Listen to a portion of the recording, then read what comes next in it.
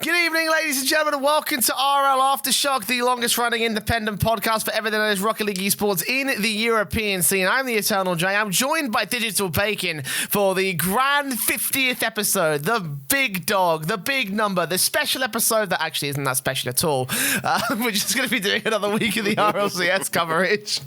It's funny, too, because it was like, oh, we're going to have this like pre-record episode because we haven't got videos today for the big 5-0, almost like about a year or so since the original episode aired, and now we're here at number 50, and it's like, oh, we got nothing special for us. Brilliant, fantastic shit, isn't it?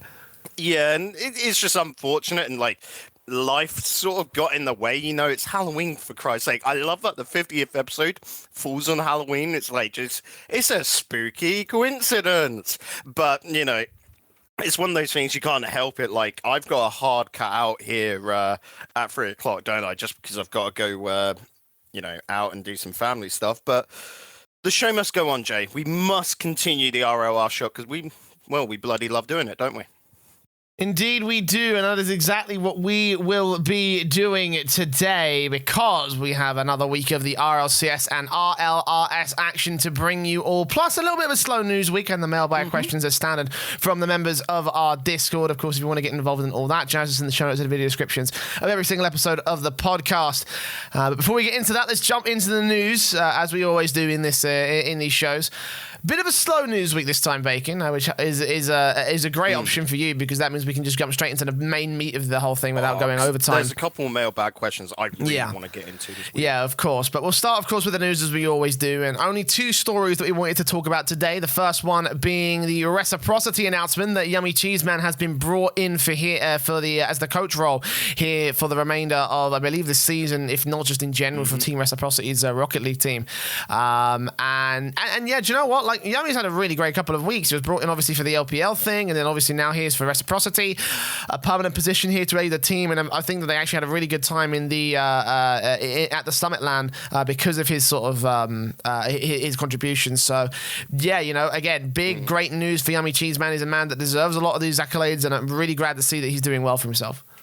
Yeah, and for us, this is more a case of we love to see casters sort of like branch on out, especially since, Yummy, we know Dam in OC was struggling. He's suddenly getting a lot of gigs out there, but this is like solid, consistent work for him. And I think he can give a lot of insight to this team, because their previous manager, from what I knew, was basically a manager, not a coach. So maybe that little coaching aspect can just turn Reciprocity into the ultimate team. We've already seen glimmers of greatness, haven't we, from them, Jay, with the summer sort of portion. And of course, at the moment, they're doing pretty darn good for themselves. But if they could just get up to that consistent greatness, which I think is very much possible, you've essentially just got, I don't know, hardwire, chorse it up to some Red Bull or something like that.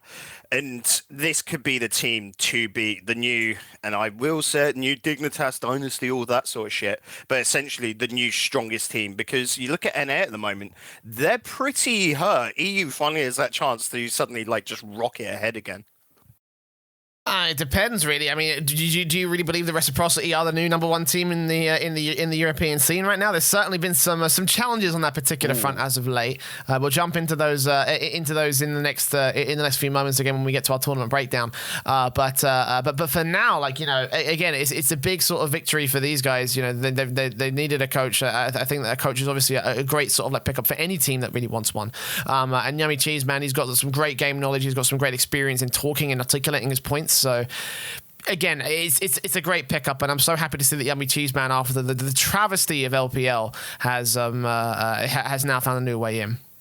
Yeah, definitely, and he's a hard worker, so you expect his all to be given to his team. You know, he'll be back in this project, and naturally from there, who knows, maybe we get Yummy moving over to EU. There could be a fabled, you know, with the epic buyout and EU studio, we could get Yummy on EU RLCS. Like, we're talking tinfoil hats 2 years down the line sort of stuff, but that would be a dream come true for a lot.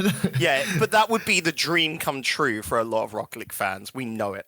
Well, unfortunately, prayers suffers, in order. but yeah, come on, EU wins out totally. Prayers in order to see whether we can get the EU studio together. But for now, congratulations to Yummy Cheese Man. We will see you at LAD most likely. And moving from one good pickup to a dropout. It seems like every single season, every single chance, every single time we have like a go around a certain tournaments and what have you, we tend to find that a lot of players are dropping out these days. And this is another week where this is going to be another case in point. Cheerio, most famous for his time in the in RLCS Season 1 and the Elite Series as well. Played under the Epsilon banner for a little bit of time. And I believe also we played under Ares as well, the Scumlords. So I think he's most famous for his Epsilon time. But I would say today, Endpoint. And Endpoint as well, that's right as well. Endpoint and their sort of run in Season 1 of the Elite Series and Season 2, if I recall correctly. But he tweeted this out on the 25th of October, so a little under a week ago. We just missed this because it was just after we published the last show. And he says, my last Rocket League tournament is finally done, and I can fully stop playing. This game hasn't been fun since they removed the non-standard maps from Ranked, which I believe is an official, non-official sort of confirmation that he's basically done. He's retiring. Which isn't that surprising anymore considering where everything is at the moment. But everyone's basically confirmed it. Like, it's been listed on Wikipedia. Everybody else has just been saying, yeah, he's done, it's over. And again, it's I don't want to say it's an overly sad day because I'm not really sure what could be considered like that anymore, because it just feels like a regular sort of occurrence in terms of like the EU scene and the way that people have come up, and they've oftentimes just opted to retire. Well, because when you look at this, like, we're currently in, I would argue, the transitional phase of like old talent with new, like quite heavily. We're talking lads that are coming into the pro scene right now that didn't play Rocket League on launch, Jay. So, and you're going to see the older players transition on out where they just can't keep up. Cheerio, if I'm right, is coming up to probably mid-20s. I want to say he's like 24 at the moment. Don't quote me on that, of course. But it's I can find this out for you. Hold on. Yeah, you could probably just quite quickly by going on Wikipedia. Damn, those guys are good. But it's just that case of Rocket League has a very, I want to say, young player group because it's all about reactions. There's less arguably strategy. It's more like your game plan and your rotations together instead of on the point, like comparing to CS or League where you come up with certain strats on the fly. You don't get that Rocket League. So reactions are just, younger players are favored so much more, and you're starting to see like wicked new talent come through from both EU and NA, and it just means, unfortunately, with like the pro level cap, I want to say, with the number of players, there's just not space for the guys to continue anymore. And Cheerio here, the interesting one for me in this tweet, Jay, is that he says that the game wasn't fun since they removed non-standard maps from Ranked. Wasn't that like 2 years ago? Which is a yikes from me, I mean, here's the thing, though, right? Like, in any other esport, there would be like a space below the RLRS for teams that can't and players that can't compete at a rival series level. Because I still think Cheerio had some stock left in him. I don't think he could have ever been like rival series promotion talent or even our championship series talent. But I feel like there was a space for him to compete in a lower level of Rocket League, and that hasn't been facilitated. Yeah, a third tier. Which again, as you mentioned before, there's no space for anyone right now because there is no third tier in play. And when I see players like this who have achieved greatness, who have been, up there among some of the greats, who have won Elite Series titles, who have been able to win a substantial number of tournaments, who have competed in stuff like the Renegade Cups as being a decent favorite. Like, you take a look at you take a look at tournaments like that, you take a look at accolades like that, and it's like, where is the space for Cheerio to carry on, even if he didn't want to, if he did want to, then there is no real room for him at the moment, and it's the case for all the players that have dropped below the RLRS and all the players competing in the bubble scene, Yeah, and for me, there's also that case of you could look at coaches at that level as well, because Cheerio, I would imagine, would be coming to the end of his career, but then looking to coach and bring on the new set of talents or management for that area. And where it's just not a arguably healthy, I don't want to use the term healthy scene, but a blooming scene, where at this point in its life, Rocket League should be having that third tier, and a lot of smaller orgs. You're talking your Twitter accounts that have got less than, 10K followers, but they're wanting to get in with Rocket League because they can get the use out of it.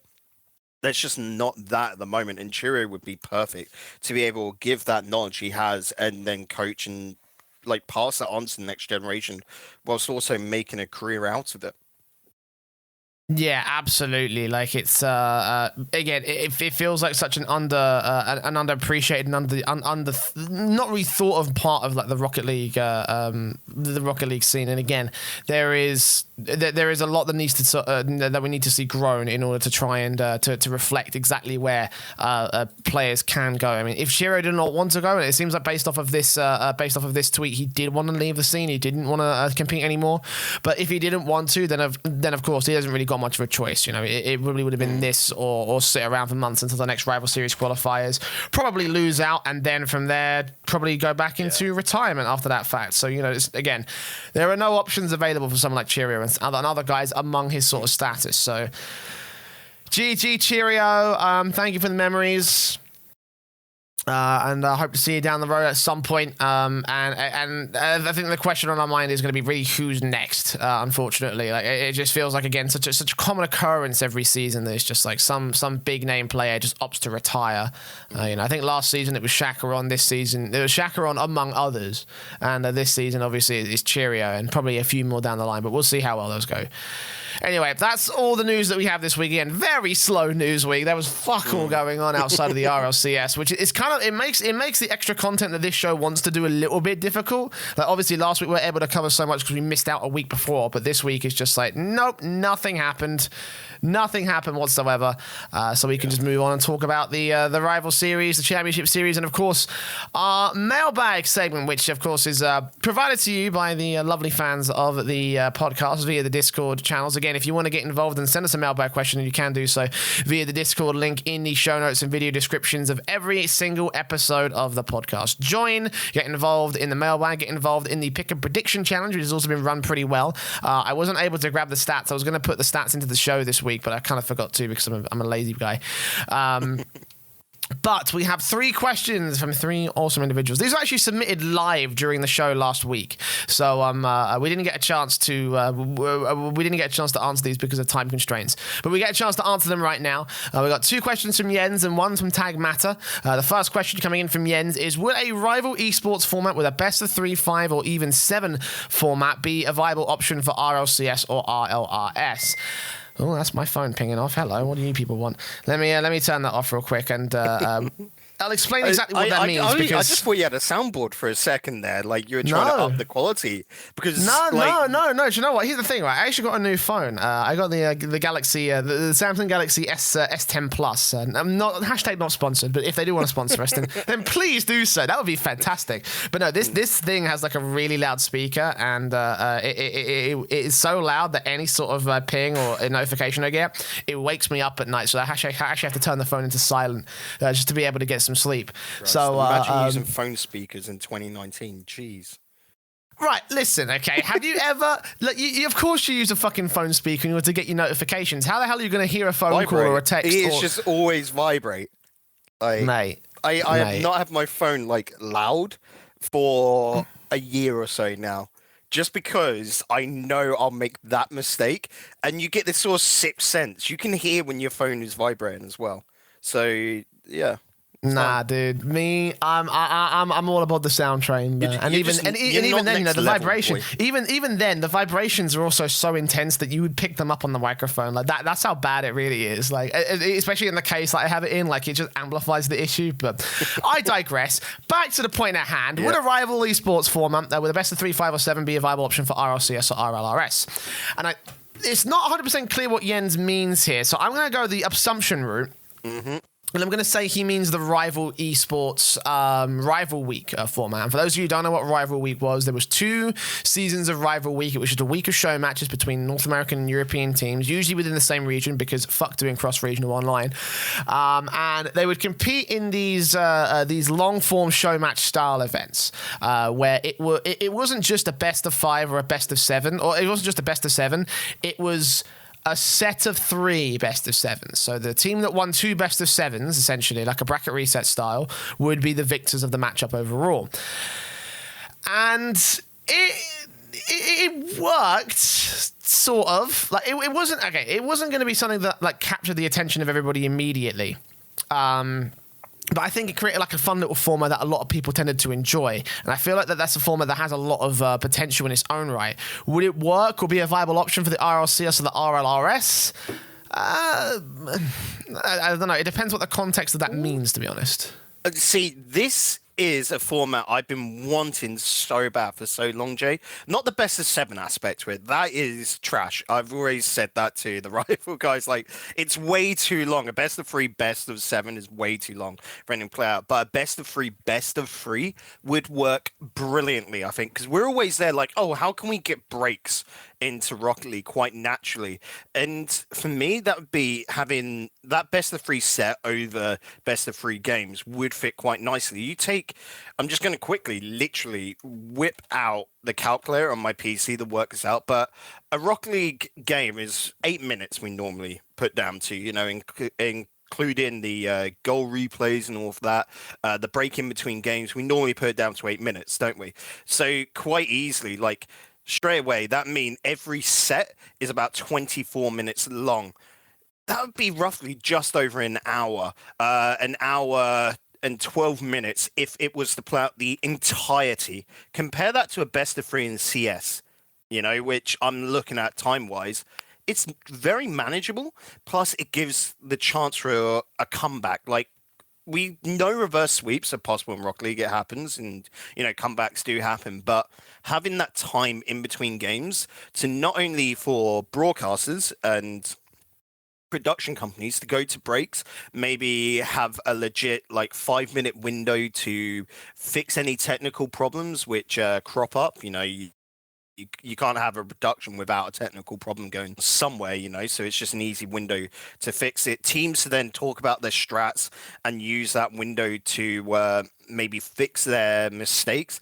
And then also the time to go back to the analyst desk, I think is a overall package with Rocket League. I personally think a best of 3 would be the way forward. I know it's not going to happen, but in the ideal world for me, that would be, you compare it to other esports where like I said, CS is generally a best of 3 maps. You still do your 1 map ones, but you could attribute that to then, we just changed it up to a single best of 5 or something along those lines to just speed things up.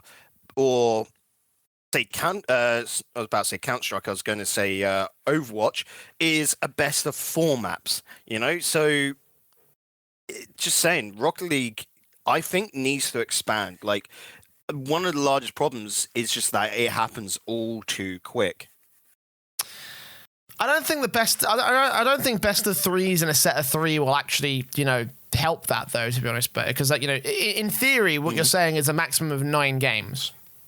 And that's basically what we used to have before, which is only one step up from a best of from a best of 7, essentially. So why not just have a best of 9? At that stage, you're going down the route of what players really don't want, essentially. Like a lot of players have been, and a lot of fans as well have been heavily against the best of 9s ever since they were last used in the RLC Pro League, essentially. So there's no really, I don't feel like the best of 3s, and even talking about the point that you were making a moment ago, where it's like you want that sort of lull in between each series. Like, realistically, you're thinking about like a 20-minute per best of 3, which doesn't really condone to what you're implying about sort of like having how Counter-Strike has best of 3 maps, and maps usually tend to last about an hour, 45 minutes or so. That would work perfectly in a best of 5 or a best of 7, when that kind of series in Rocket League would be would last for about 45 minutes to an hour. In that respect, I feel like that there's potential for that to work out pretty well. I just don't think that RLCS is the place to do it. I appreciate the tried and tested format for now, and someone else step in for it. Where I'd like to see it implemented is a very similar sort of style to what Rival Week tried to do, because Rival Week was explicitly trying to be a show match. So what if what you did was you booked an event where this is how I would do the whole set of 3 best of 7 series. I would book a match where it would be just two teams, probably invited or something, and they would face off against each other in the set of 3 best of 7 format. And obviously we do how you do it there. Is like every single series that gets won, you go to about a 15-minute break where you can show advertisements, have analysts come in and talk about the last series, go into the next series as well, and then play off from there. there. What you do to try and get players interested is to put a shitload of money behind it. So.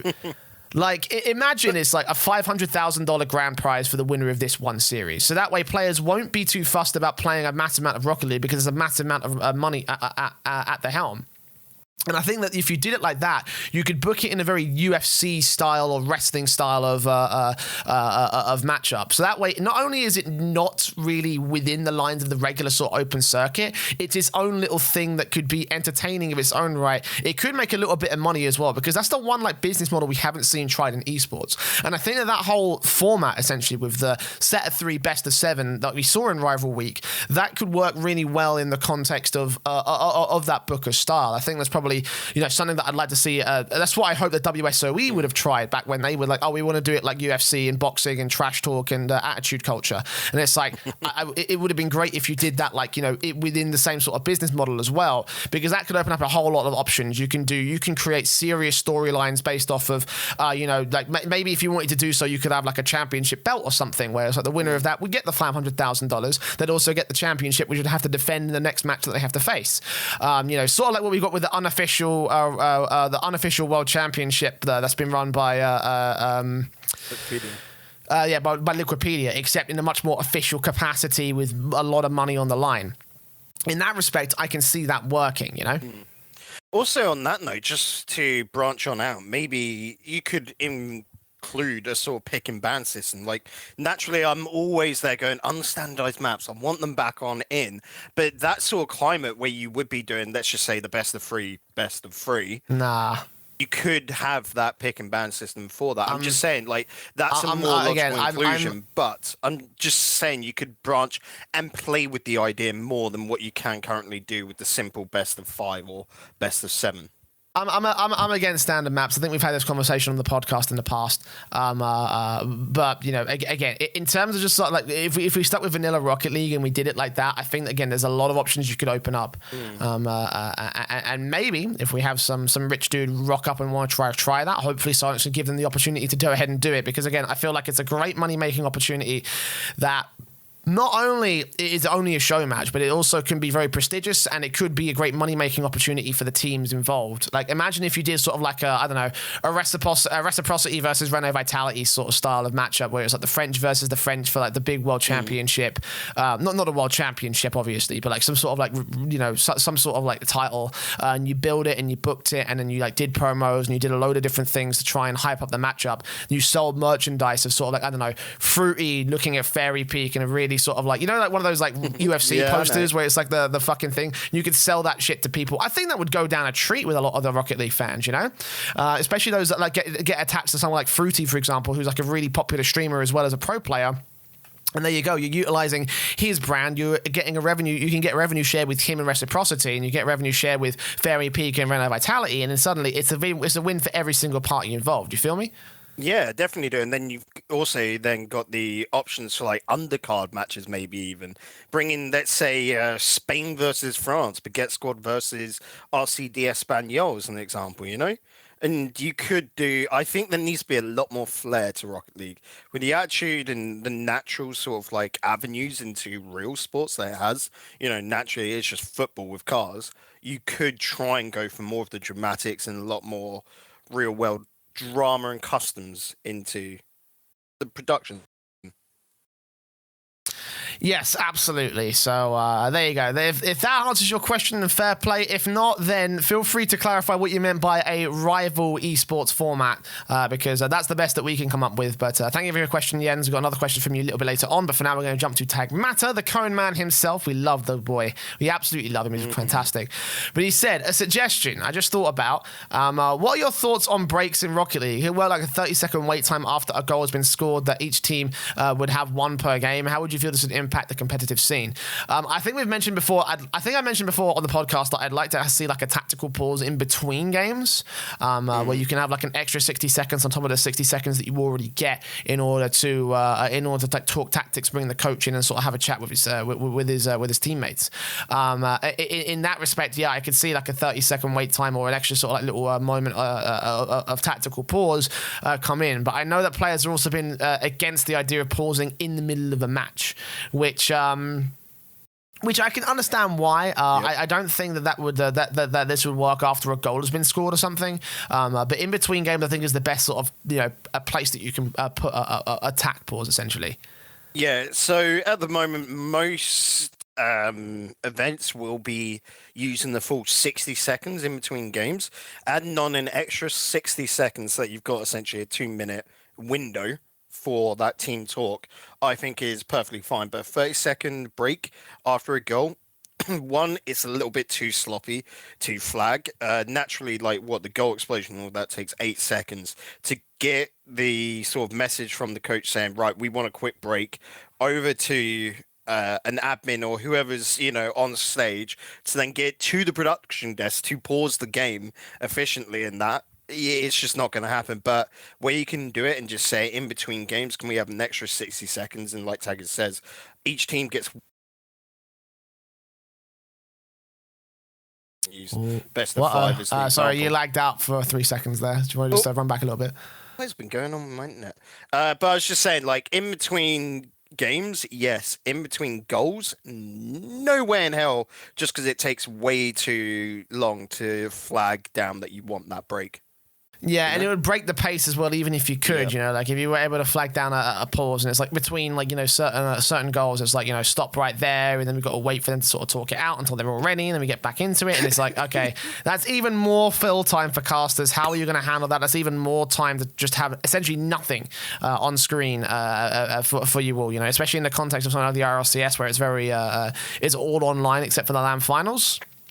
Like, I understand where the thought is coming from because it's a very Counter-Strike thing to do. When you win a round, you can call for a tactical pause in the middle of said round. But Rocket League is a very differently paced game. So, I don't think it could work. Not in the middle of a game. Again, 30 seconds, 60 seconds in between games to sort of like add on to the time that you already have in the downtime to allow coaches to come in and talk things through, to allow teams to talk like strategy and tactics. Yeah, I can see a way in for that. But for in the game itself, nah, there's too much negative in terms of what it could do, right? But thank you for your question, Taggers. Move back to Jens, who asks, finally, is Veloce's performance just a fluke, or do you think it's nothing special for a promoted RLRS team to get such good results in RLCS? I'm going to start with you, Bacon, on this one. What do you think? Oh, that's a bit of a weirdly loaded question. Like, we've known Veloce have had the capabilities for ages now. Like, even when they had Niels on the roster last season, it just comes down to like, and we saw it from Savage, when they got picked up by Barca for an RLRS team to come through. We generally have that level at the moment. This is why I've been crying out for it. Of 10 teams are roughly capable of being at that RLCS level. Maybe not so much this season. But I could see damage coming in from AS Monaco, Discombobulators, and Flomp Resont, where they would be your weaker teams, but still well and worthy of being up in RLCS. It just comes down to EU is stacked, and anyone can come through and cause damage. You saw Complexity make the rise, and they, for me, I thought would be in Veloce's place right now. I thought it'd be the opposite way around for them, but Complexity is just dropping off. But you look at like previous like really top teams, Barca down at the bottom, Vitality are struggling to break out of mid-table. Rocket League's beautiful in the sense of anything can happen at a drop of a hat. Teams can just get really good days, really good weeks, even months, and then just drop it afterwards. You saw, let's just take TSM as the great example of winning E-League, as We Them Girls get picked up as an org, and they have not looked the same ever since. So for Veloce to come through, I wouldn't say it's nothing special, but it's not something to just say, oh my God, this team is completely going absolutely ham and nuts, because they've always had that capability. They were just always a team that when it came to that final hurdle, the last bit of pressure, that was what they struggled with. A league play, we know they can do well. They went bloody, 7-0 last season. Yeah, and I feel like it's nothing special in the sense that, well, this has been done twice before already. To see a team go straight in and straight in from the rival series to the championship series, and then take spots at LAN events. Obviously it happened with Triple Trouble and FC Barcelona last season, so it's not too shocking. It's not too surprising. I don't think that it's it doesn't have the same impact that it did last season, where it was like, okay, that's pretty fucking legit. That's pretty fucking cool. But again, as you say, for Veloce, they've always had that potential, and it kind of echoes to the point I was making last week about, well, why don't we have an auto promotion system? Because Veloce, the only reason why they weren't able to make it in was because of the promotion playoffs, in which they had some really staunch competition. Teams that are now that back then were not looking great, but now are at the top end of the table. And you see them go against those teams, they lose out to them. It's like, of course they're going to lose out to them because they just started their rise there and then. But Veloce had, as you say, a 7-0 season, so they deserve that spot. And now that they're here, they've smashed it out of the park. And Veloce are the poster child, essentially, in my opinion, for an auto-promotion system, which is the reason why I've supported it so much. Because, as you say, they've always had that capability. And now that they've got that capability now, they're third place as of today in the regular season. So, in terms of whether it's special or not, I don't think it is. But I think in terms of is it something that should be noted of and taken and sort of like we should keep our eyes on, and sort of like is it something that should be notable? Yes, it's a notable achievement to be able to do that for any team. I think it's very rare in esports as a whole to see teams come out of the challenger or the second division into the first division of their respective leagues, whether that be LCS or ESL Pro League or PUBG or any other sort of international or national level, or international level competition in any esport. I think it's very, very rare to see that happen. To see it happen 3 times over the course of the last couple seasons. Again, I think it speaks testament to the current systems in place for the RLCS. Yeah, in other sort of games, the only time you ever see that is if a team has come on in and just whacked money upon money, and every single season or every single sort of step, they're just buying up top pro talent, and they're just progressing from, they've just picked up a team and then just gone and turned it into world champions. I just look at, say, Vitality and CS at the moment, Jay, for that, where they are putting down that money. In Rocket League, you don't have that same aspect going on. I mean, arguably we had that with Renault Vitality, picking up Scrub and all of that, but it didn't look good for the first season. They brought in K-Dot, following season, and became world champions. But other than that, you haven't seen it with Rocket League, where it's just been absolutely top money spends, has it? No, absolutely not. And to see, obviously, Veloce do that without top money spends again, it's a big achievement to the organization, to the players. So, yeah, I think we can summarize that. They're clearly the lowest paid team in the entirety of RLCS. Absolutely. But yeah. Again, I think the summary of that is it's nothing special these days, but it is still something of note. So thank you for your questions, Jens, and thank you, Taggers, for the Mailbag segment for this weekend. And again, if you do want to get involved with the Mailbag, then you can join the Discord via the links in the show notes and video descriptions. Follow along, and be sure to get involved with that, as well as our pick and prediction challenge for each week of the RLCS and the RLRS. Right, let's get into our results for last week as well. And we'll start with the rival series, because we always do. Couple of big changes going down in the rival series this week, with a couple of results that you may or may not have expected. A couple of teams really showing their colours and what they can do / what they will be able to do. And we'll sort of just go down the list very quickly with our week 4 results. Spoilers are ahead from here on out, so if you have not seen the matches, you do want to do so, then turn off right about now. Here we go. Mainstream matches. Flomp Resont beat out the Discombobulators 3-2 in their series, with what was a mini reverse sweep, I want to say, from the Flomp Resont side. The Echo Zulu boys managed to lose to RCD Espanol in 3-2 fashion, leaving them in a very bad spot and near relegation as of when the mainstream sort of ended off. Vertex managed to beat Method in a 3-0 sweep. Not a good look for those boys. And AS Monaco managed to beat ARG in the final match of the mainstream. In the recorded match for the B stream, Method managed to beat ASM in a bit of a weird sort of series. And then on the secondary stream, which me and you had the lovely opportunity to cast here, we saw the Baguette Squad Excuse me, we saw the Baguette Squad get swept out by ARG in not a one-sided stomp, I want to say, but almost a one-sided stomp. Underwater Squad beating out Vertex. Echo Zulu losing at the Flomp Resont to secure themselves as relegated for certain.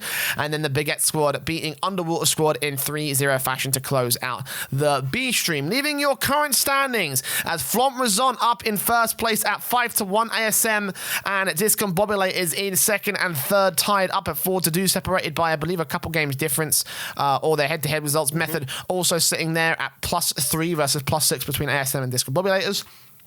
Baguette Squad and ARG still holding out in the middle portion of the table, except Baguette Squad have overtaken ARG. And in the bottom four, we've got RCD Espanol, Underwater Squad, Vertex, and last but pretty much least, Echo Zulu at 1-6. They are confirmed that they cannot make top 6 in this season. And I guess we'll start there. It's not been a great week for the Echo Zulu boys. We talked a lot about how they struggled to reignite the fire that got them through DreamHack Leipzig, and unfortunately this season they haven't been able to do so. It's a sad day for them. Again, it's a really well-loved team as well, but unfortunately it just feels like the season has come and gone for them and they haven't been able to make it work. Yeah, it's... I don't want to say unfortunate, but it's a reoccurring pattern, we're going to say, from when they... took Leipzig. After that, they dropped off a little bit. They built themselves up, and now they're dropping off once again. I got the luxury of commentating over Echo Zulu at LAN in Belgium, Gameforce, last month.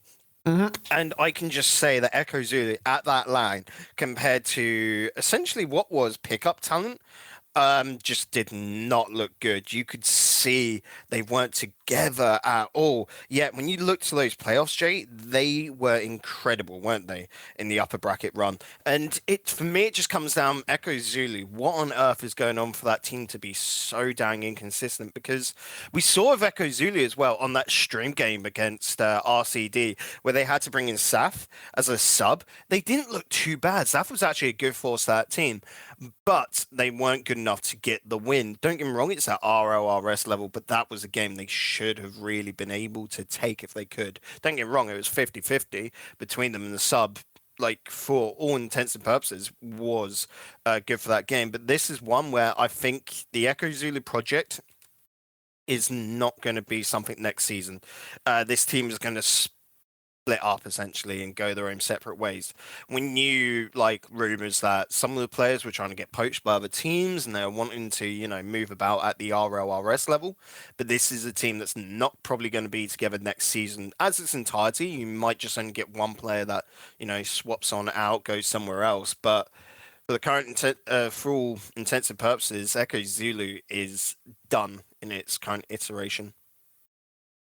Yeah, I can see where you say that as well. I mean, you talk about the Gameforce tournament, and they actually went out to a team called Sector 1, which, in fair play, is actually like Fake Out Justice and Sebadam. But, as you mentioned, Echo Zulu have not been on the cutting edge of Rocket League for a while now. And while I really wanted to see, while I really wanted to see them sort of do well this season, and obviously I love the guys for that fact, the truth of the matter is that they've just not been able to do anything of any note. They struggled against Flomp Resont, they struggled against RCD, and even though that match was pretty close, in the end I feel like that RCD were just playing on a much higher level. They just stooped down a couple of moments whenever they saw that whenever they played that matchup. That they've shown potential, but it really just feels like a struggle from the Echo Zulu camp, and that's what's led them to this position, is that the fact that the struggle has never really paid off. They've never really been able to overcome those challenges. They've never been able to get the wins on the board, as you mentioned. Again, they've only won a single series so far here in the league. It's looking like it might be their only series, which they won against the AS Monaco side, which was, I think, one of the biggest flukes that they ever sort of found, essentially. And in that respect, it's okay, well, what more do you have if you're winning against the top team in the league? Sure, but every other match has been a pretty decent one-sided loss. 0-3 against Baguette Squad, 0-3 against Method. Close match against Underwater Squad, but then immediately the week afterwards, 3-1 against the Discombobulators. It's just not worked, unfortunately. And I think you are right. I think this is probably the end of Echo Zulu, because they just haven't really been able to do a whole lot, even after they sort of had their stint at the top end of the international circuit. They've come back down into their their regional and national teams, and they've just not really done anything. You know, the Kazar League has been a disaster for the last couple of seasons for them. And as you mentioned, Game Force Masters, 3rd, 4th, last place. It's not great at the moment. Yeah, but for me, this gives the chance. The whole of the Benelux region is essentially in that same boat. You know, after MCon had their issues last season, came Dutch Bim Bam and the whole team falling out. There's a massive chance for 2 brilliant teams to come out from that area, and they have got so much esports backing at a lower end. Don't get me wrong, we're only talking like, you know, 2,000-3,000 euro prize pools, but that's enough to get teams interested, keep them continuously knocking over and wanting to be the best in the region, which naturally with Rocket League turns them into the best in Europe. And I will say now, you'll see another, you know, either being a Dutch, Belgium, or any of the Benelux region sides come through to RLRS next season. I expect definitely one of these players to be in RLRS next season for sure. 2 is probably going to be the result because they're good enough lads. And of course, naturally, you've got the other guys, like you were saying, Fake Out and that, coming through, not coming through, but still at that top level. It's just, you've got to have the right team together. And this is when those early pickups, like we saw from Copenhagen Flames, actually make sense because they're players that don't have that same name about themselves, that same top level stigma, because they're the up and coming talent. This is the time right now where you want to pick them up and build them up for next season. And we'll see who's going to get built up for next season in the Echo Zulu camp. For now, though, their run is over. They still have a few matches to face on in the next couple of weeks. In fact, I think their last match takes place in next week's action, so week 5 is not even a thing that they have to be concerned about. And certainly they won't be concerned about the playoffs because, again, they are, you know, permanently down in relegations. They will be out of the RLRS by next season. So let's move on and let's talk about the Underwater Squad, a team that I said last week looked a bit disappointing. You said you weren't too worried, but this week was it did not go as well as we would have thought it would. They took a victory against the Vertex side, but immediately after the fact, when they started to look good, Baguette Squad came out and absolutely destroyed them. Underwater Squad are making mistake after mistake. There's that one clip on the subreddit where when Lorty bumps Ocelon and completely fucks up the defensive, you know, thanks to, I think it's partly down to you know, RNG in terms of the demo respawn, but like in terms of the team formation as well, like that wasn't the only mistake. There was many more mistakes that they made in that matchup. Yeah, it was a close series, don't get me wrong, but Underwater Squad were not looking good by all means. Like, when you saw them, we're just going to say, destroy Vertex earlier in the day, Jake. This should have been their chance, realistically, to move up to 3-3 and take 6th away from ARG. I still think that's possible. You know, this is a team that still have 3 more games to play, and they do have weaker sides, if I recall. They've got RCD, they have ARG, and they've also got Discombobulated. So Discombobulated will be the hard one for them, but there's still the chance of 2 wins there against teams that I think they can take it from.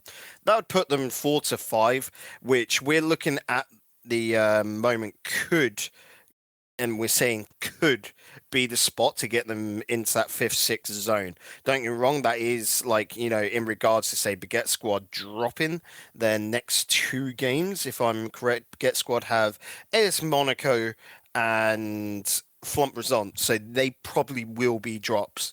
You know, if they can get a win there, Baguette Squad secure themselves. Same with ARG, of course. They've got Echo Zulu, so that should be a win for them. But then they've got Method and Underwater Squad. Underwater Squad, if they can beat ARG, Method should beat ARG, but ARG will get that 4th win, and it is going to come down to number of games won for that area. Underwater Squad are sort of like on their last legs right now. Because they're the team that sort of got the best chance to still go through out of those bottom 4, I'm going to say, you know, 7th, 8th, 9th, and 10th, RCD, Underwater, Vertex, and of course Echo Zulu confirmed out. But they're, you know, literally on thin ice right now. They're not underwater yet, but they're so damn close. I mean, maybe if they went underwater, they would be, in their element, essentially. Maybe they need to get the pickaxes out, do a bit of work, yeah. Yeah, let's rev up the Hummers, let's get global warming going so we can melt that ice, they can give you the underwater squad. Maybe they might actually make RLCS next season. But for this season, though, what do we think the chances realistically are of them making it back into the top 6 or the top 4? Because, again, as you mentioned, it's such a difficult prospect to make it out of the bottom 4. No. Top 4 is an absolute no. Yeah, they're not doing that. I mean, as it is, if they were to make it into top 4, it'd have to be some drama going on from AS Monaco, Discombobulated Method to drop as well, because naturally, Underwater Squad, their best result is a 5-4. That what I expect out of them, and I am thinking that Underwater Squad can take RCD, especially after this week's performance. RCD against Team Echo Zulu weren't looking great. They only just etched out the win, against the team with a sub, nonetheless. So I could see RCD dropping that, and then of course RCD have Discombobulators to then go up against. So it's not an easy time for them. And like I said, ARG are the ones that could be dropped down, but I think Baguette Squad are safe. I reckon Method, Discombobulators, of course, and AS Monaco, Flomp Resont, they're all safe. It really just comes down to ARG's spot. It's still up for grabs, and Underwater Squad are the best looking team to take it from them. We'll see whether they can do. Obviously, they're up against RCD Espanyol next week and ARG as well, following up with week 5 where they're up against the Discombobulators, which is going to be tough as fuck, I will say right now, for the Underwater Squad.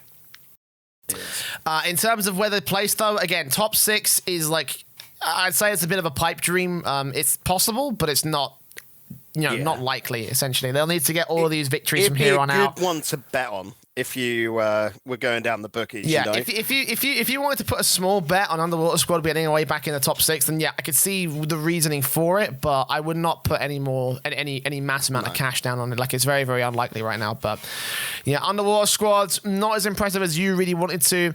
But yeah, moving on, we'll talk about the Flomp Resont side from the bottom end of the table to the top end of the table, because they managed a victory against the Discombobulators on the mainstream in what was our highlight match of the week up here, Bacon. Mm-hmm. And boy, did it fucking deliver. It was the only match of the week which went to all 5 games, and it was an absolute ball. No, we had the Echo Zulu and RCD, but that wasn't really a delivery like you said. But the Flomp Resont Discombobulators, that was, I would argue, up in top 5 of best RLRS matches of all time. Yeah, this was a really, really good showing. I loved every second of this. Mm-hmm. It really could have swung either way as well, is the best part about it. By the time we hit game 4, it was okay, this is on right now. There was a 6-minute overtime. It was fucking intense beyond belief. And I watched it again, and I was okay, this one could swing either way. It really could. I think a lot of people sort of came into that match thinking to ourselves, okay, it could swing either way anyway. Just because obviously, from last week, they were only a couple spaces between each other with a 3-way tie. It was keeping Flomp Resont barely in the top 4. It was such an easy sort of opportunity for them to make their way back up to the first place position, and it all rested on this series going well for them, and that's exactly what they did. Again, I'm so impressed because, as you say, that series is one that if you want to go back and watch true rival series glory, then you need to watch Flomp Resont versus Discombobulators, because it was a clash for a lot on the line, and it couldn't have been a better match if you asked for one. No, it couldn't have been. And for me, this is sort of a glimmer of hope to the next 2 weeks, Jay, because that was the first game of the big boys that Flomp Resont actually played. Flomp Resont got it pretty much easy in the first 2 weeks, didn't they, with their matchups? But now Flomp Resont has to go on and face, this upcoming week, they've got Method, and the one after that, they've got AS Monaco. So, for me, Flomp Resont's shown their level at against Discombobulators, because we know they had that massive hiccup against Vertex where they just looked god-awful pretty much. But here it just shows Flomp Resont as this team are such wildcards. We knew coming into this that they would be the wildcard team. And, Jay, we both predicted that a top 4 finish is a possibility for these guys, but they are just getting better and better, and it just comes down to great synergy between the trio, which no one else seems to be able to figure out, and that's coming down to communication, I think, where the lads are doing weird and wonderful rotations, and it's just confusing opponents on how to counteract that, and there's a lot of half rotates in there as well, isn't there, where you don't get that at the moment. A lot of teams are just playing it safe, go back into defense, but Flomp Resont can mix that up, and like I said, this is a team to really watch, because they could be, in a way, sort of defining a new sort of style of Rocket League, because we've seen them go from that whole bim bam super aggressive style to being a bit more passive. It comes down to what their opponent's playing. They just counter strat like so hard on the spot. Yeah, no, absolutely. Like things look so good from Flomp Resont, and I think they rightfully took their first place position because of it. Discombobulators, I feel like they're not out of it right now. Again, they have dropped down to 3rd place as a result of this loss, and obviously with Flomp Resont also taking the win against Echo Zulu in the B stream matches. Again, this is, I don't think this is over just yet. I wouldn't be surprised if we saw Flomp take on Discombobulators during the playoffs or even the promotion playoffs, because these two, hell, I could even see these two teams maybe even making a run to the directly through the RLCS. We could be seeing them compete against those guys as well. But yeah, no, this was a masterclass of Rocket League, and I absolutely loved it. And again, if you haven't seen that match, go back and watch it. It is an absolute blighter, and it's well worth your time. Let's move on and talk about the Baguette Squad, because last week the story was who is going to edge out the middle of the table sort of ranking. Is it going to be ARG or Baguette Squad? Now, when we did take a look at that particular stance, we saw that Baguette Squad were ahead of ARG by just a little bit, and it kind of rested on their match, and it kind of rested on their matches this week that they also had against the ARG side to start things off, and against the Underwater Squad as well. And we thought to ourselves, this is not going to be the Baguette Squad week, as they got decimated by ARG. They didn't even turn up to play in that first matchup on the B stream. And we thought to ourselves, okay, well, that's ARG taking over. GG, sorry, Baguette Squad. Now you're going to drop to 6th and try and defend against the relay. Wait, what's this? Underwater Squad? What the fuck? Baguette Squad? Well, where does this come from? And then suddenly they took a 3-0 against the Underwater Squad. So what's going on with Baguette Squad right now, man? Like, they look very inconsistent as a result of this. Yeah, and you got to think that's over like a 2-hour time frame. Like, Baguette Squad went from like absolute crap to being a super solid, like, with the way they played against Underwater Squad, they could have probably pressured and got into top 4. And Underwater Squad went the absolute opposite way. I do not understand how this inconsistency can happen, but I mean, that is the RLRS level, Jay. We talk about RLRS teams can take down some of the RLCS teams if it's on their day. And this just shows like why it is the second tier, because Baguette Squad we saw from last season as well, like they're so good. They are a great French team, but that inconsistency is striking them. Against ARG, you got to think, if they would have got that win against ARG here, Jay, they would have popped themselves up into that top 4 window. They would have actually just gone to 2nd after, if they got that win. Of course, it didn't happen. They're currently sitting in 5th with 4-3, but that will always be noted as a very vital loss, because that will doom them to that sort of 5th, 6th spot instead of being into the run to promote, you know? Yeah, for ARG as well, who have had such a struggle in the last couple of in the last couple of seasons, and I guess it's actually applied to both teams. Actually, now that I think about it, but for both teams who had a struggle trying to get into the last couple of seasons, where ARG have sort of fallen off the edge of a cliff due to their inactivity. Yep. Like, again, the results on show, they might leave the Baguette Squad and ARG down in 5th, 6th permanently, but they do have to fight their way back in against the likes of the RCD Espanol guys, who are starting to catch up. They're only a single loss between taking a decent win against ARG. And ARG, you know, they've got a couple of matches they have to worry about, in particular the Underwater Squad and the Method Boys in Week 4 B stream and Week 5 mainstream. And then the reason why I say that is because we don't know what Underwater Squad will turn up on that day. Will it be the underwater squad that just stomped the hell out of most of the teams that they faced against, or will it be the underwater squad that got decimated by the Baguette Squad? And for ARG especially, that's very concerning. For the Baguette Squad, they've got even more stuff to worry about because they've got Flomp Resont in week 5, AS Monaco in week 4. They still got some of the tougher opponents to go up against, and for them, as a result of the loss that they took against ARG, like as you say, there's a chance they could even go down to the relegation zone, you know? Yeah, ARG, again, are on that thin ice, we use the term, but ARG should get the win against Echo Zulu, we can say that. So that should put them into a little bit of safety. Method will probably be a loss just by all things considered.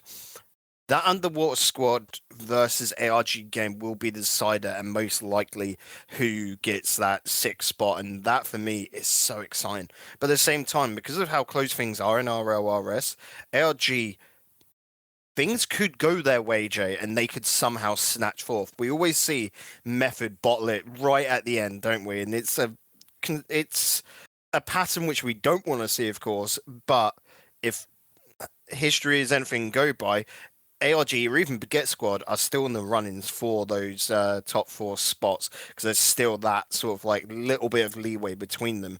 And that's always exciting. That's why we like the RLRS. And one thing that we do like about ARG is that they have got such an explosive like flair about them when they play on the pitch. And I'm excited to see where they can go with that. We'll see how far they can go. Next week will prove to be crucial for both Baguette Squad and ARG, so make sure you keep it locked to all the streams on both the Rocket League and Rival Esports Twitch channels. But before we head off with the RLRS, we have to talk about Method again, because you said there's a potential for them to bottle it. And they are starting to lose some serious ground, though. Like, they had the ASM series, which, you know, looked all right for them. I think, again, another big loss for ASM. I think their second loss so far in the league as it stands. But Method also did get slapped around by Vertex, which I don't think anyone would have said right there would have been a viable sort of result. I don't think anyone would have realistically predicted that Method would lose against Vertex in 3-0, let alone that. And this series looked genuinely awful from the Method boys. Yeah. Like, there were basic touches missed, defensives was baited, terrible adjustments from Rick's Ronde. Burrito B was missing shots left, right, and center. The only really good element for that team is right now Tadpole. And it's like, Jesus Christ, like, where has this team fallen from, you know? Like, how did it hurt when you fell from heaven?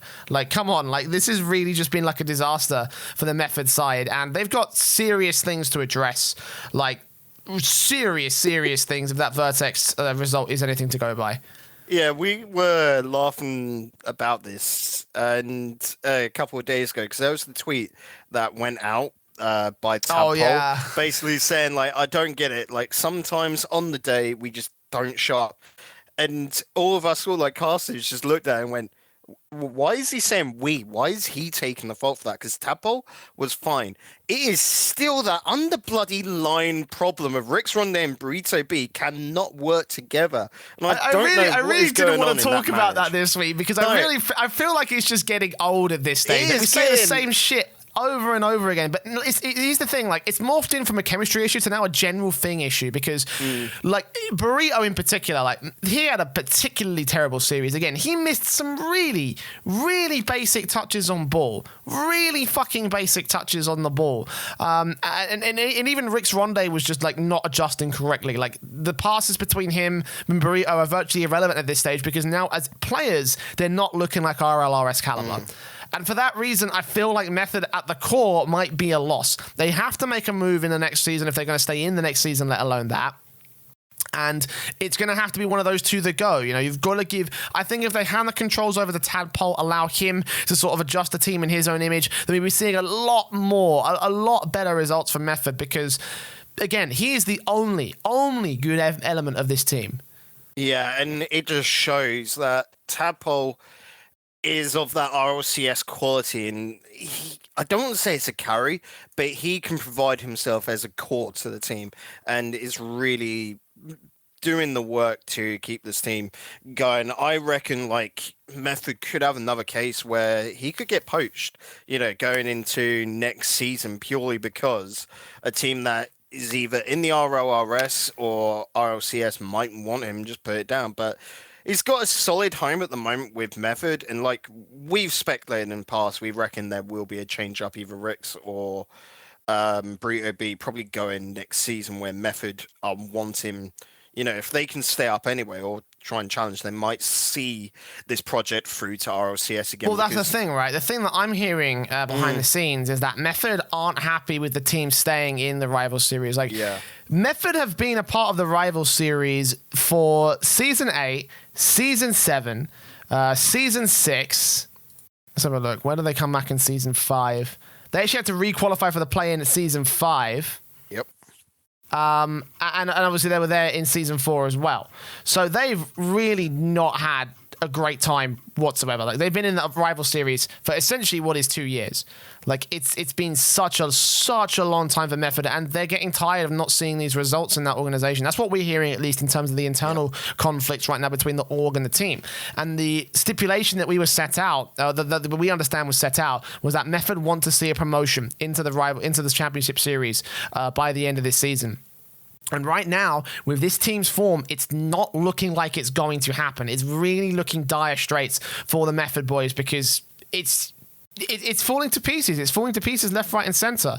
And even if they do make it into the top 4, even if they manage to go and try a run at the playoffs, I don't think they would go so far as just to drop out in the. I don't think they'd go so far as to make it in the qualified segment, and then after that they've got to face up against the relegation teams from Championship Series, and then how are they possibly going to contest against the likes of like Complexity, FCB, or TSM? Like, I don't see a way in for them in that respect.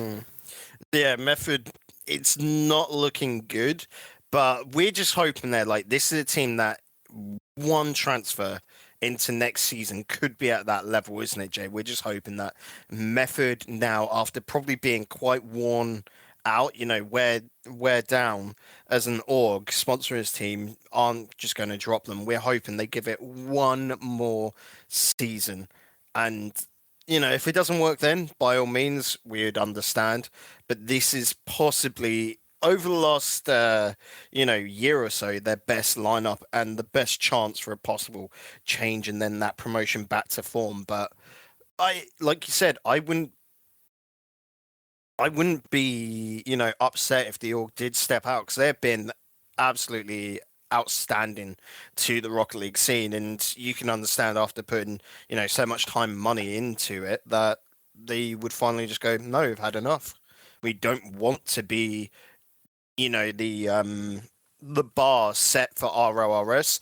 Their contracts could be ending up. Who knows? We don't know when the player contracts end up, but they could suddenly go, you know what? Flomp Resont just got promoted. We'll move on and sponsor them because we finally want an RLCS team, and these guys look it. Absolutely. And again, I don't know where Method go from here. Like, I think we're just gonna have to watch and wait and see how the cards land. But as it stands, Method, they do have 2 series next week on the B stream against Flomp Resont and Discombobulators, and it's just like, oh god, here we go. This is where if they manage to get these series, then holy shit, okay. But based off of what we've seen so far from them, I think they're gonna bottle it against these 2 teams. Like, these are 2 of the best right now in the league. And Method, while they are contesting in top 4, I don't think they stand a chance against Flomp Resont and Discombobulators based off where they're currently standing and where they're currently at. But we'll see. Again, that's all to come down next week. I guess we'll quickly just take a look at next week's matches and talk about those and give our highlight matches before we move into the RLCS. Echo Zulu taking on Vertex, Underwater Squad taking on RCD, ASM taking on the Vertex side, and Echo Zulu with their double header to start and end against ARG, alongside the second stream matches with Baguette Squad and ASM being on the pre-record, and then the B stream matches live will be Method versus Flomp Resont, as we mentioned. Discombobulators taking on RCD Espanol, Underwater Squad against ARG, and Method against the Discombobulators to round out week 5. Week 4 technically, but round 5. Where do we? What do we think about these matches? What's your highlight pick? For me, highlight picks. Oh, we gotta go probably with the 2 Method games up against Flomp Resont and Discombobulators, because if they do get things working this week, that is the chance for upsets naturally, Jay. But then, for me, Underwater Squad versus ARG, the last sort of battle of that mid pack, and that could be really exciting, I think. Yeah, I have to agree, actually. I don't have any contention about that. Those are probably the matches to watch, so... Again, make sure you're watching from November 1st, which will be the European matches. I probably won't be watching those because I'm going to be at a Halloween party and it's going to be fucking fantastic. I'm going to get wasted. I'm going to get so fucking wasted. That also reminds me, I've got a tournament on Sunday as well. So, Bacon, you're going to have to watch and do all the analysis for me. So, for both the Rival Series and the Championship Series. So, I do apologize in advance. Obviously, I've had you do the Championship Series this week as well because I didn't watch any of those matches. So, yeah, best of luck. Please bring some content because Lord forbid I can fucking do it myself.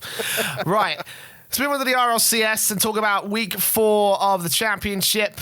We had, I think, mostly pretty standard results overall. There was a couple of results that did stand out to me, and we'll talk about those as we go.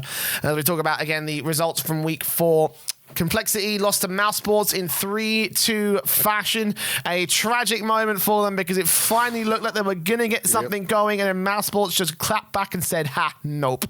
Veloce were able to beat FC Barcelona in similar sort of fashion as well, as FC Barcelona were denied the reverse sweep by game at 5. Reciprocity beat Cole in very similar fashion again to the Mousesports scenario, as Mousesports returned to destroy Dig 3-0. TSM beat out Veloce at 3-1, and Renault Vitality swept Reciprocity. Those two last results are the surprises in terms of the grand scale of things, with your overall standings at the end of week 4 being Mousesports leading the charge at 4-1.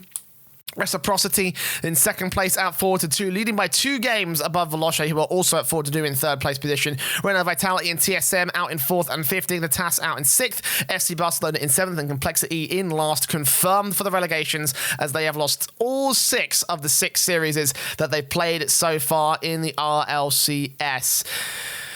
And I guess we'll start there again because what a fucking season for Complexity. And I say that in the worst way possible because truly this has been a disaster of a season for Complexity. And this again, it's just so contrasting to before when we were coming into this one saying Flakes is going to fucking be the glue that allows Complexity to reach the stars, to hit the kind of stars that we saw in their logo, and that's just not what we've seen so far. This week they finally look like they got it together. But it's coming way too late, and even then, they are losing to Mouse and Reciprocity, which means that they've got no chance. Essentially, they've got one more match against FC Barcelona. Even if they're able to win it, then there's still not going to matter because that will still be a one victory in the championship series versus FC Barcelona that have 2. So therefore, they're out. No way in. No way back out to the top 6. Yeah, you look at Complexity here, and let's just say they have not been 3-0'd. Every single game, every single series, they've taken a game. Quite often, they've been able to take 2, but they've never been able to etch out the win. And this team, I just do not know where it is at, where they can't play the full 5 minutes, Jay, at 100%. They just seem to let off and make silly little mistakes and leave openings. And they'll pay the price, but of course not getting the good result this season. But we look at them going into promotion playoffs. We're both pretty happy to say these guys should be safe, aren't we? I don't know, man. I was going to ask that question to you next, actually. Where does this leave the grand scale of Complexity? Because this is another disaster season in the championship series after they were just about able to hold on to their spot after promoting from the rival series last season. That was after dropping in that after they made some disastrous moves last season prior to that. And this also comes off the back of some potential moves that almost left Complexity in a bad state, but they've come out in a bad state anyway. So where do we go from here, essentially, if you're Complexity? I understand, obviously, to try and hold on to the championship series spot, but there's no way they're looking at these results and saying this can carry on. I don't think it can, to be honest. No, it really can't continue. For me, it's got to be a case of they'll have to, in the promotion playoffs anyway, show up big. We're talking go straight on through in that and be back for them to be happy with next season. Then probably before next season with whatever tournaments they're playing in, really show up big there to keep the faith in the complexity side. I'd imagine after, all the things that happened last season, they probably only signed like 1 year contracts as the org wouldn't have wanted to lock them down for so long. So they would have until, let's say, March to really get back that form that they had in the DreamHacks, and get back to arguably a top 6 team. Like, complexity would have been fine if they would have just stayed safe this season, I think. Like, you look at the caliber of EU at the moment, and that's just how it is, And right now, being the worst out of everyone in RLCS is not a good look, but it all comes down to essentially maybe taking that hit against Barca next week could be quite nice for them, just to give themselves a bit of confidence and then go into promotion playoffs and just smash it out of the park there. Because at the same time, these players have to give the org something to really back them. Right now, like, I was watching Flake's stream earlier in the week, Jay, and like, he's getting good viewership, which of course is nice for the org. But again, at the end of the day, their results on the esports sort of like stage up on the the podium up on RLCS is what really matters. And the way that Flakes was talking about how, he should be playing, because if you watch one of his streams, quite often he's just talking about what is going through his head and how he plays. He's a smart lad, but why the fuck is that not going on in games? Like, it's a massive night and day difference. It seems like the whole team aspect is just not clicking. Yes. And again, it just leaves in a very bad spot for complexity. And again, I don't know where they go from here. So we'll have to see how the offseason falls for them, as the current state of things is not looking very good for Carl.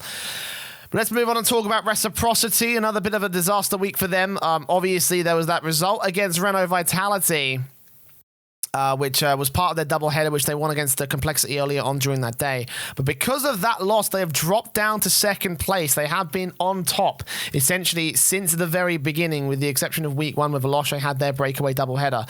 And Reciprocity have been a team that have just been like, okay, this is a squad that now looks pretty legit. But this result against Renault Vitality is surprising, not only because it's a loss, but also because it was a 3-0, and a pretty one-sided 3-0. Reciprocity scored a single goal in that entire series. And again, I didn't get the chance to watch this matchup, but did number one, did you? And number two, do you have any insight as to why they copped it?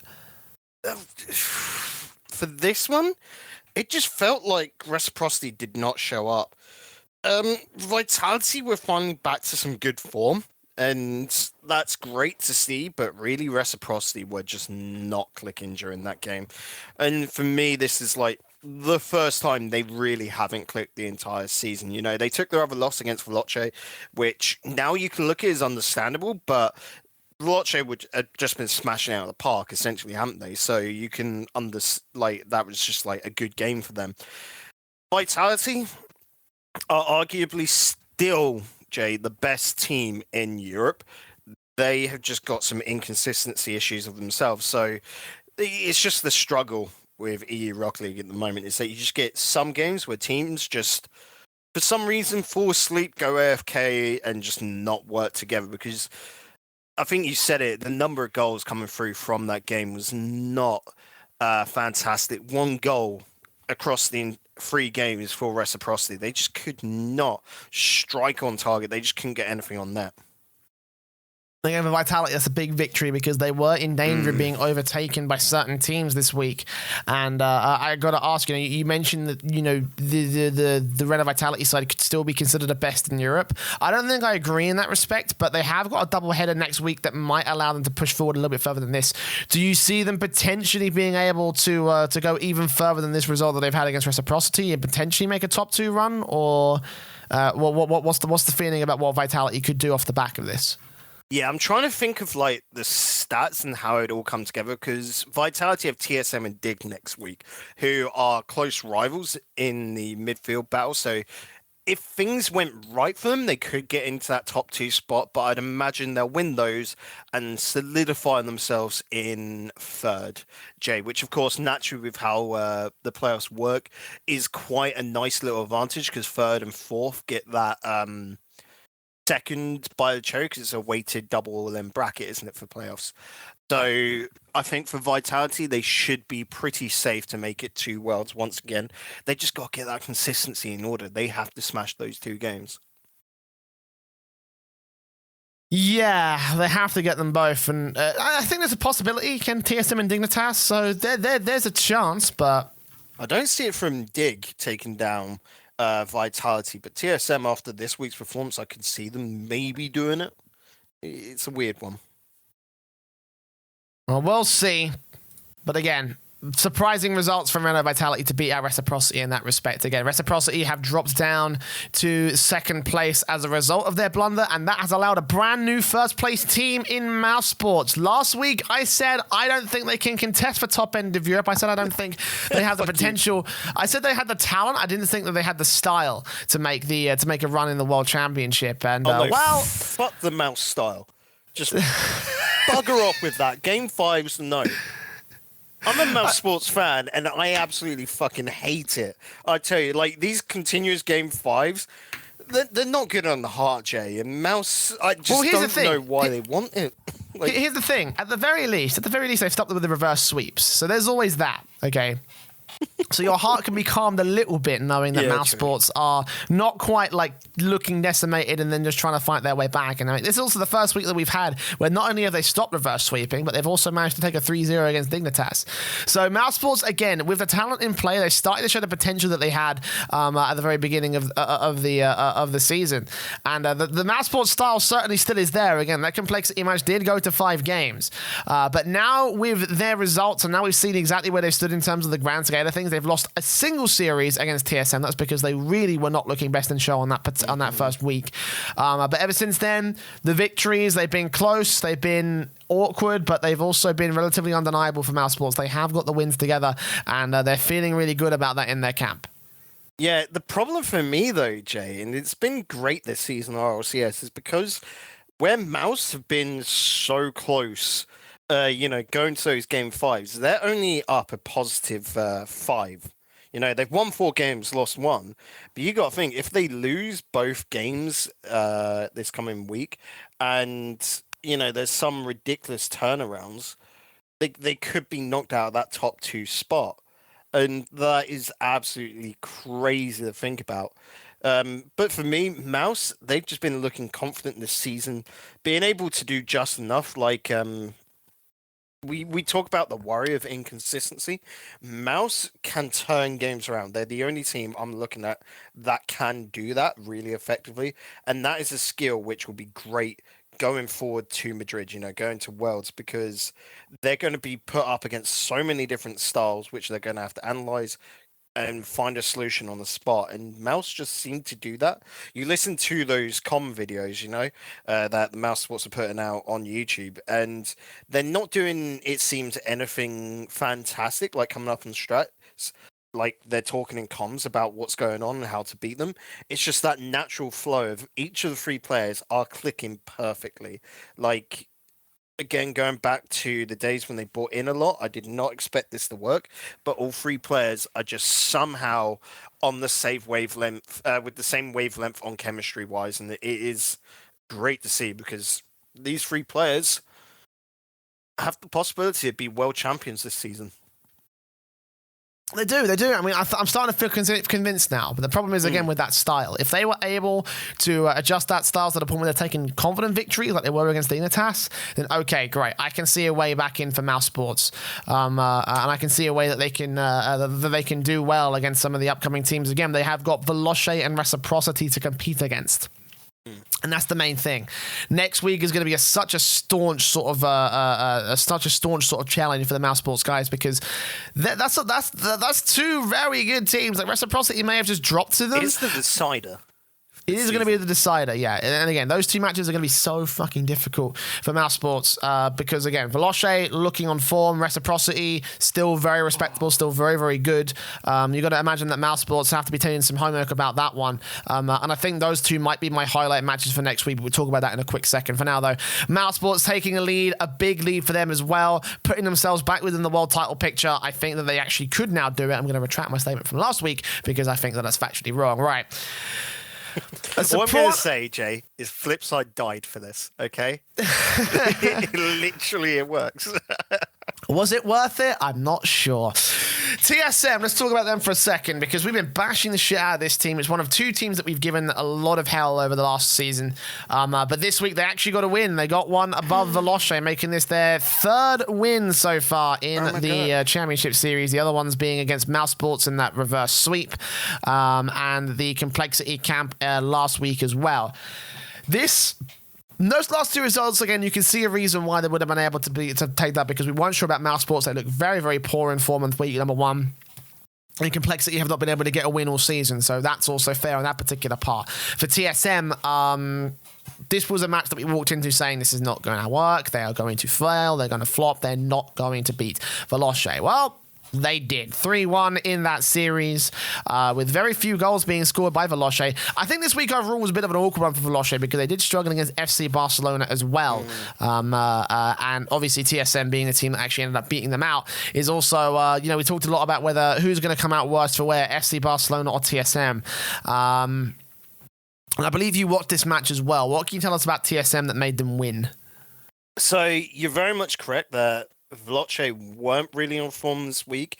It shows that, they're of a standard, like they're legit to be able to take Barca when they're not on form. But TSM, it finally worked. Alpha did not have to carry. Remco and Metza, they actually did something for once. This team finally working together and shows possibilities that they could get back and even maybe make the run. TSM has got 2 games next week, Vitality and Dig. A decent run, like I was saying, the same for Vitality, could put them in those top 2 spots. Not top 2 spots, sorry, the 3rd and 4th spots, realistically. And this could be the turning point for TSM to get back to Worlds. And I hope it, because Alpha, like we were saying, had gone from Barca to a team where he was having to carry. It did not look good. We felt bad for the lad because he is a world class, for me, easily Alpha's a top 10 player in the world. Like, you can see it just by the power he has on the pitch. And maybe even push him into a top 5 in the world sort of class. But now that the team is starting to click and work, all 3 of them, it's fantastic seeing. We just want the best out of these players and teams. And TSM, I want this to suddenly be that resurgence point. And just week 5, they hit out of the park. Because this is what TSM as an org sort of deserve as well. After the coming in, but what the players deserve after just grinding it out for so long. Otherwise, you could have been seeing maybe a bit of a dramatic change next season. Who knows? Possibly. I don't know, man. Again, it's only one result is the main thing for me. Is I'm not 100% certain that I'll be able to replicate that again. Just because this was the one matchup that Remco and Metza actually did something, as you mentioned. Alpha did not need to carry, but if that slips back into Alpha trying to carry against Dig and Vitality next week as well, then that's when things are really going to struggle for the TSM camp. And again, talking about whether or not, again, that was the win condition that we said for last week in order to try and pull away from FC Barcelona, was that they needed to get the other 2 to pick up the pace, and they've done that this week. But against next week, though, they've got still tough opponents. Again, Vitality and no slouches. Dignitas are also still trying to. They're also on the back foot right now in terms of the grand scale of the league, so they're going to need a fight for their lives. You imagine that they're going to try and look for a chance to try and overtake TSM once again. And with TSM, if they have to rely on the Alpha carry, then it's not going to work. It's too much dead weight on that team to be able to contest against those 2 teams, in my opinion. Which is why I'll be very interested in the TSM series. They won't be my highlight series, but they will be ones to watch for certain, because it's like, okay, well, they need to try and replicate this performance this week. Yeah, they definitely do. And Jay, I'm going to say right now, because you sort of brought it up, we'll bring it as we move on into our next team, because we got to talk about Dig after this. But next week is just a fucking stacked week and a half, for games. If you notice, fourth to sixth, Vitality, TSM, and Dig all play against each other there, and then of course you've got Mouse going up against the two below him, Reciprocity and Veloce. Week 5 is absolutely stacked matches wise, and it's interesting how it is all going to play on out because for some of these teams, a single win will be like the safety. Like you take a look at staying on Dig and staying on TSM. You take a look at TSM where they're currently sitting with that -1 goal, which shows that it's not been the greatest season for them. You know, when they've won an extra series but dropped games overall.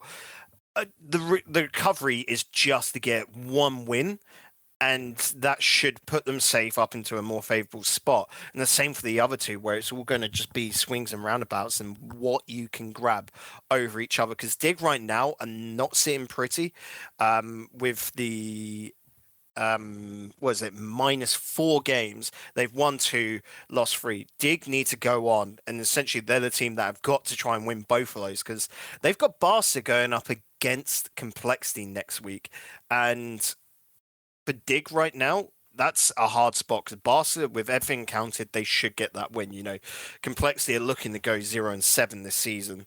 And TSM, for me, out of all those teams, are the ones that got to be scared of maybe Barca coming up. The same with Dig. And Dig, we've seen, can turn it around in wicked last weeks, haven't they? They're the clutch team, if anything. So TSM, they've got to make good in that last week. They've got to make sure, like you said, that win against Veloce is not a one-off. They've got to have this team chemistry down pat. Well, at least they are in a better position than most of the teams that are a threat right now. Again, they're ahead of Dignitas. They've got FC Barcelona down in 7th place as well. And those are the two teams we're saying, okay, well, this is going to be like a case of who's going to pull ahead of who to try and stay away from that last red zone spot. And TSM, with their victory this week, have put themselves in a really, really good place as a result of that, because FC Barcelona only have one series next week. So for TSM, certainly things are starting to look up for them. But if they lose these next 2 series against Dig and Renault Vitality, there is still a chance that maybe FC Barcelona could claw some back. We'll talk about that in more detail in a moment's time. But now we're going to move on and talk about Dignitas in a bit more detail, because as a result of their loss against Mouse Sports and as a result of TSM taking that win against Veloce, they stand in a very, very awkward spot in the border of 6th and 7th, with only a single series difference separating them and FC Barcelona. If they were to lose one of their series this week, then they potentially could be in a 3-way tie between them at TSM and FC Barcelona for the final couple spots in the top 6. So for Dignitas, while they have got 2 series to try and stop that from happening, they are in a very dangerous position, I want to say. Yeah, because you look at game differential, Dignitas is on -4, Barca's on a +1. Barca have continuously, like we were saying about Complexity, have been taking games left, right, and centre, and both of Barca's wins, if I'm correct, are 3-0s, yes, against TSM and Vitality. So Barca, I reckon at this point, are probably a little bit more promising than Dig. Dig has to have a massive week this coming week to be able to turn it around, because against Mouse, they were dreadful. Like, I'm being harsh because Mouse weren't confident in that game as well with the 3-0, but Dig just weren't really clicking correctly, and I just look at this right now and go, yes, they were close series. Mouse winning 1-0 in overtime, 1-0, and then 2-1.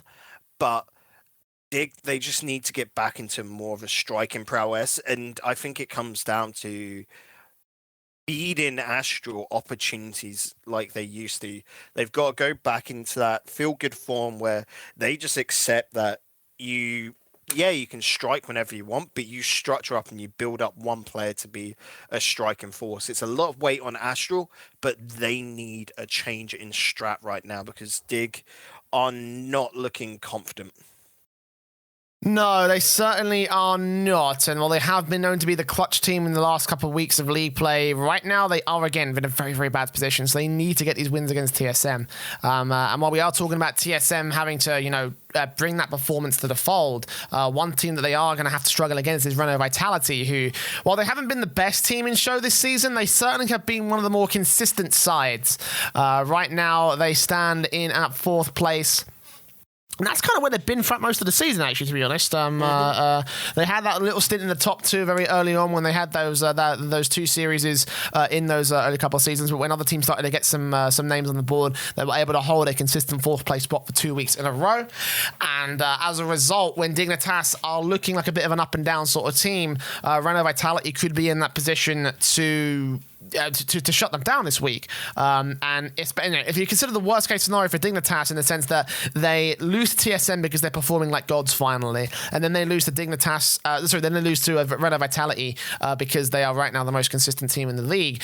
And then assuming FC Barcelona are able to take their victory against Complexity, which is actually kind of likely, then Dig will actually be below FC Barcelona and they will be up for relegation again this season. That's not a good sign, I want to say here. Yeah, it literally comes down to, as I said, I reckon Barca will take the win against Complexity. Everything on stats, they should.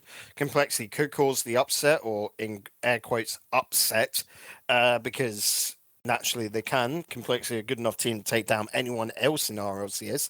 They just haven't done that this season. But Dig, to be safe, have to start the day running against TSM, which, like you said, I think is a very possible one. But that game up against Vitality later on is going to be super hard. And we know the matchups between those 2 teams. Vitality has got a better track record there. So the TSM game is a must win. And realistically, a must 3-0 for Dig, because anything else could be dangerous for them. Yeah, they need as many games as is possible, let alone the series victories on the Dignitas side. And I have to ask for your predictions in terms of whether or not Dignitas will be able to go for that because, as you say, they are in the most dangerous spot right now. FC Barcelona most likely going to take the victory. Dignitas, what are the odds? What do you think the chances are of them being able to hold top 6? I think we're going to get, this last week is going to be crazy. I reckon Complexity gets the win on Barca and oh my God, are you serious? I reckon, yeah, I'm going to say now, we're getting upsets. I reckon Dig lose both their games, but come out just on game. Both their series, but come out just on game score. That would be fun, actually. It's going to be a ridiculous week. Given where Complexity is stood in the last week, if there was one team I could see them taking an upset victory on, actually, it would be FC Barcelona. Yeah. I'm not saying that's my prediction. I don't think it's going to happen. I feel like this is going to be easy for FCB to be able to shut them down. Even they've been looking all right in the last week. Even though they were tragic in week 3 against Veloce, they still held a 3-2 series. So you never know, maybe. I mean, I can see the possibility, but if FC Barcelona do lose to Complexity, that basically shuts them out unless Dignitas gets swept 6-0 or 0-6 in their series in week 5. So, again, I feel like the chances of that happening are very unlikely. With RLCS, I always thought it was game difference before head-to-head. It is game difference before head-to-head. You're right about that. I'm saying because if Dig's on -4 games at the moment, Barca's on +1. So that means if Dig actually lose their series at all, then they're going to be done. They're done. Yeah.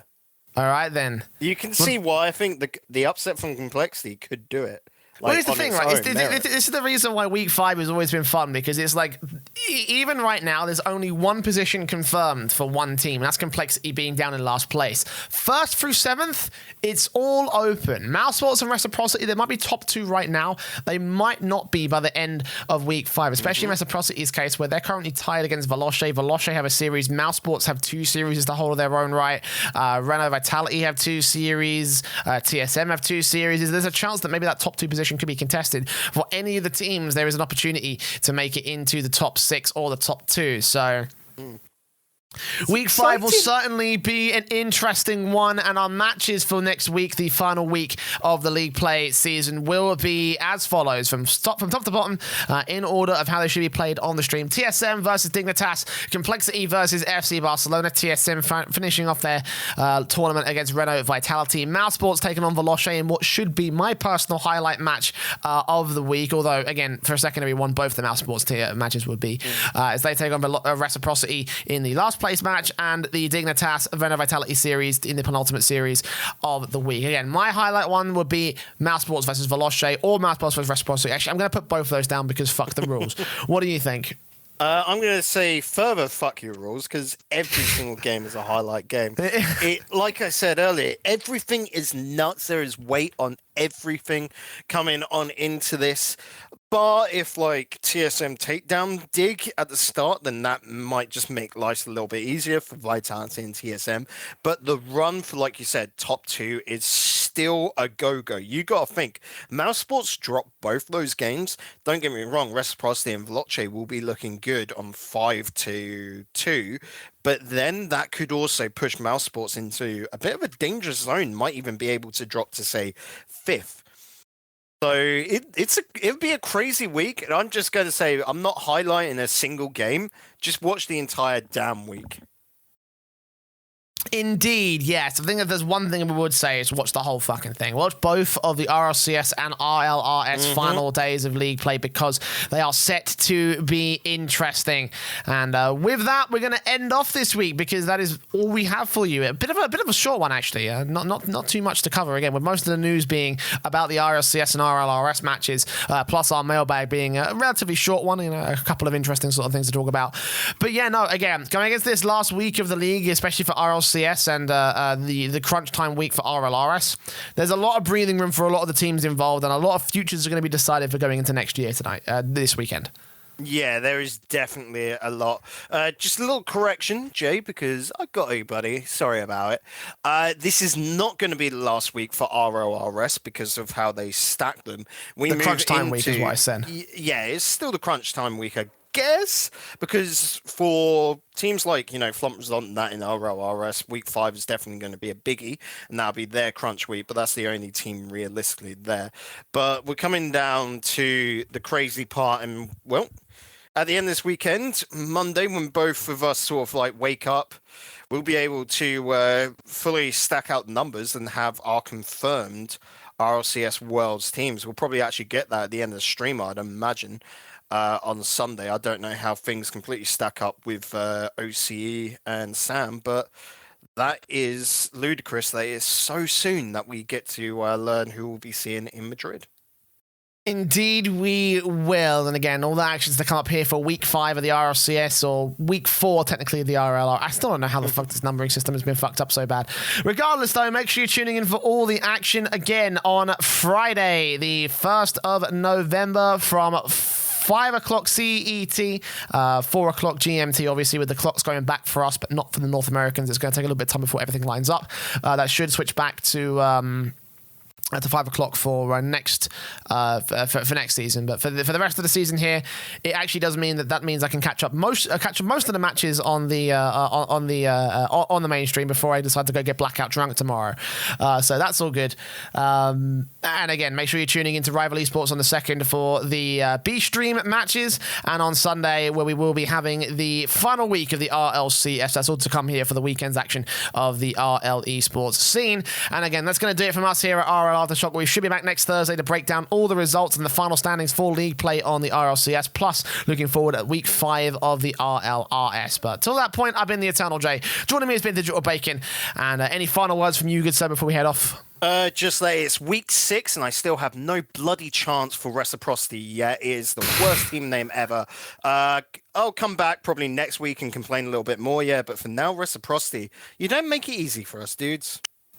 No, they don't. And on that note, we're going to end. Thank you very much for watching, and we'll see you back here next week for even more of the Aftershock.